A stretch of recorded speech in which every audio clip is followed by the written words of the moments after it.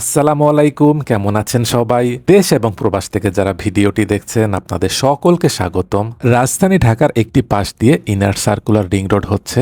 বর্তমানে এই রিং রোডটির সড়কের একটি অংশের কাজ চলছে। কিছু জায়গায় সড়কের কাজ হয়েছে, যেসব স্থানে ওভারপাস আন্ডারপাস হচ্ছে সেখানেও সব পিলারের কাজগুলো হয়ে গেছে। এক পিলার থেকে আরেক পিলারের মধ্যে সংযোগের কাজগুলো চলছে। এখানে সড়কটির বর্তমানে কি অবস্থায় রয়েছে চলুন সেই অংশগুলো দেখে আসি। ইনার সার্কুলার রিং রোডটি মূলত আব্দুল্লাহপুর, ধরের মোড়, মিরপুর বেরিবাদ হয়ে গাবতলী, রায়ের বাজার সদরঘাট হয়ে পোস্তগোলা পর্যন্ত বিস্তৃত। আব্দুল্লাহপুর থেকে ধোর পর্যন্ত এই অংশটিতে আশুলিয়া এলিভেটেড এক্সপ্রেসওয়ের কাজের অংশ হিসাবে নিচের সড়কটি 4 লেন হচ্ছে। বর্তমানে রিং রোডের জন্য সড়কটিকে প্রশস্ত করার যে কাজ সেটি ঢাকা দক্ষিণ সিটি কর্পোরেশন অংশেই চলছে। এটি আমিনবাজার সেতু। এখান থেকে সড়কের সামনের দিকটি চলে গিয়েছে সাভার, ডান পাশটি মিরপুর বেরিবাদ, সেতুর এই পাশটি গাবতলী, আর পেছনের অংশটি চলে গেছে টেকনিক্যাল মোড় শ্যামলীর দিকে। পুরো ইনার সার্কুলার রিং রোডের যে কাজ সেটি বিভিন্ন ধাপে হবে। গাবতলীর এখান থেকে মিরপুর বেরিবাদ হয়ে ধোর পর্যন্ত এখানে হবে একটি অংশের কাজ। মিরপুর বেরিবাদ অংশের কাজ শুরু হওয়া খুব জরুরি। আশুলিয়া এলিভেটেড এক্সপ্রেসওয়ের কাজটি সম্পন্ন হয়ে গেলে মিরপুর বেরিবাদ সড়কে বিপুল পরিমাণ যানবাহনের চাপ বাড়বে।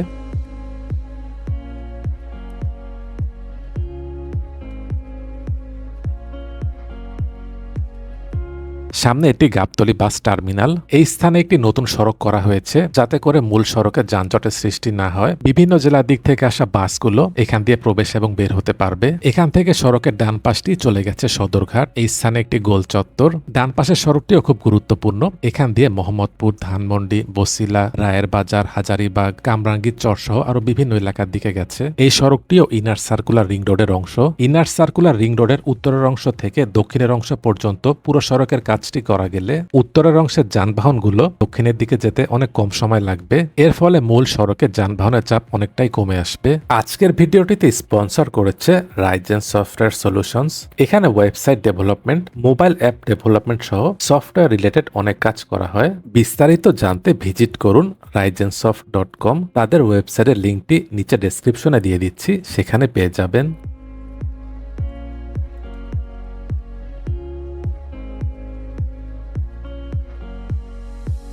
ডান পাশে বুড়িগঙ্গা নদী। এখানের যে সড়ক এটি 2 লেনের। এবার একটু সামনে আসলাম, বাম পাশে মোহাম্মদপুর। এখানে আশপাশে এখন অনেক বহুতল ভবনে পরিপূর্ণ হয়ে গেছে, যার ফলে সড়কটিতে যানবাহনের চাপ অনেক বেড়ে গেছে। এই সড়কটি দিয়ে বাবুবাজার সেতু হয়ে মাওয়ার দিকেও যাওয়া যায়, তবে সড়কটির কিছু জায়গায় সরু এবং ভাঙা রয়েছে। যানবাহনের চাপ থাকলে যানজটও লেগে যায়, যার কারণে এদিক দিয়ে না যাওয়াটাই ভালো।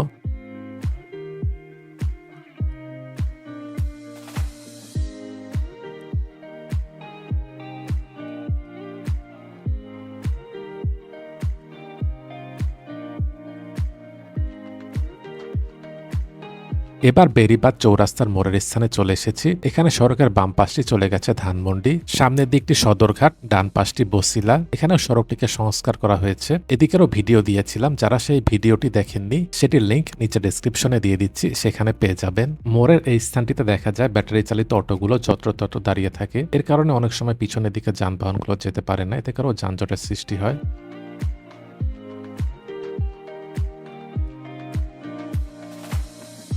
সামনের ডান পাশে এটি রায়ের বাজার বদ্ধভূমি। সড়কটিকে প্রশস্ত করার যে কাজ সেটি আরেকটু সামনের থেকে চলছে। গাবতলী থেকে রায়ের বাজার পর্যন্ত এই অংশে হবে আরেক ধাপের কাজ। গাবতলী থেকে রায়ের বাজার এই পর্যন্ত দূরত্ব 4.3 কিলোমিটার।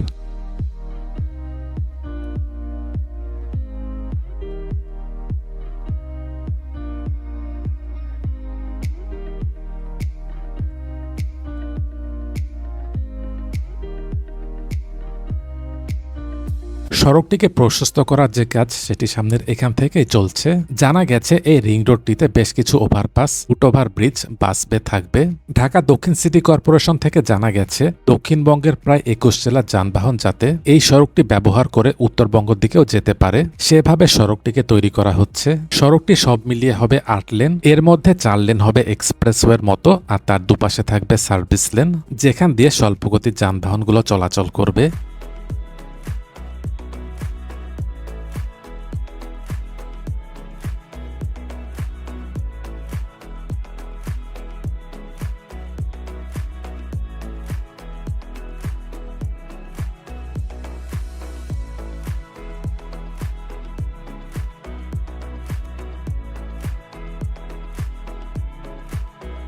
সামনে এখানে কিছু অংশে দেখা যাচ্ছে সড়কের কাজটি হয়েছে। বাম পাশের এটি হবে সার্ভিস লেন, মাঝখানের এই দুই অংশেই হবে এক্সপ্রেসওয়ে, আর ডান পাশে এখন যেটি মূল সড়ক এটি হয়ে যাবে সার্ভিস লেন।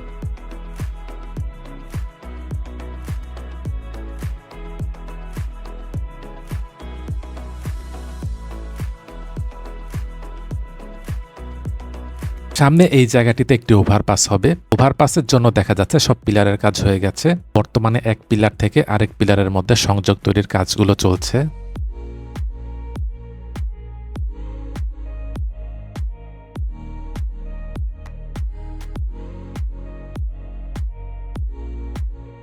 পদ্মা সেতু হওয়ার ফলে দক্ষিণবঙ্গের যানবাহনগুলো যাত্রাবাড়ি হয়ে ঢাকাতে প্রবেশ করে, সেই সাথে সিলেট চট্টগ্রাম মহাসড়কের যানবাহনগুলোও যাত্রাবাড়ি হয়ে ঢাকাতে প্রবেশ করে, যার ফলে দেখা যায় যানবাহনের যখন অনেক চাপ থাকে তখন যাত্রাবাড়ি এলাকায় যানজটের সৃষ্টি হয়। ঈদের সময়টিতে সেটি আরো প্রকট আকার ধারণ করে, এতে করে বিপুল পরিমাণ কর্মঘণ্টাও নষ্ট হয়। ইনার সার্কুলার এই রিং রোডটির পুরো কাজ সম্পন্ন করা গেলে দক্ষিণ পশ্চিমাঞ্চল সহ 37 জেলার যানবাহন ঢাকার মূল সড়কটি ব্যবহার না করে এদিক দিয়ে উত্তরবঙ্গের দিকেও যেতে পারবে। বিভিন্ন দিকে সড়ক থাকা ভালো, এতে করে মূল সড়কের যানবাহনের চাপ অনেকটাই কমে আসে।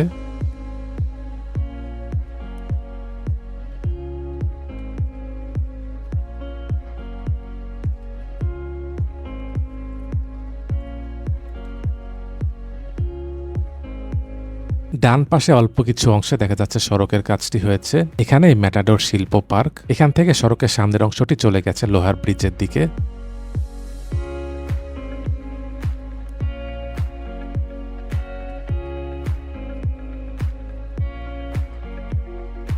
সামনে এই জায়গাটিতে আরেকটি ওভারপাস হচ্ছে।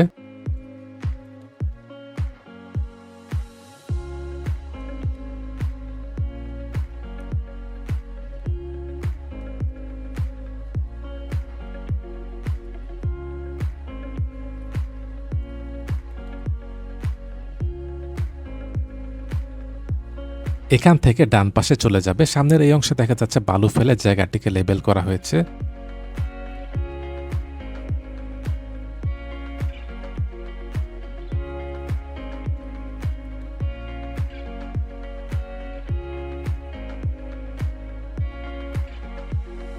সামনে এটি লোহার ব্রিজ, আর এই স্থানে আরেকটি ওভারপাস হচ্ছে। এখানেও দেখা যাচ্ছে ওভারপাসের জন্য সব পিলারের কাজ হয়ে গেছে, পিলারের উপর সংযোগ তৈরির কাজগুলো চলছে।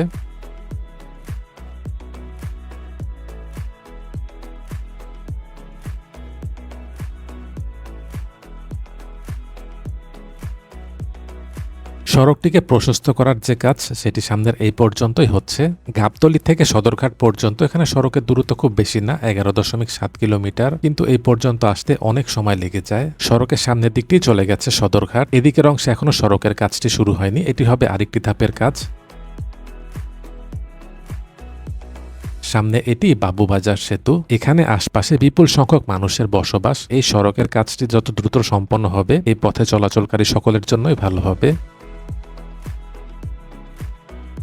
এই ছিল আজকের ভিডিওটি কেমন লেগেছে কমেন্ট করে জানাবেন। ভালো লেগে থাকলে লাইক এবং শেয়ার করে অন্যদেরকেও দেখার সুযোগ করে দেবেন। দেশ এবং প্রবাস থেকে এতক্ষণ ধরে যারা ভিডিওটি দেখলেন আপনাদের সকলকে অসংখ্য ধন্যবাদ।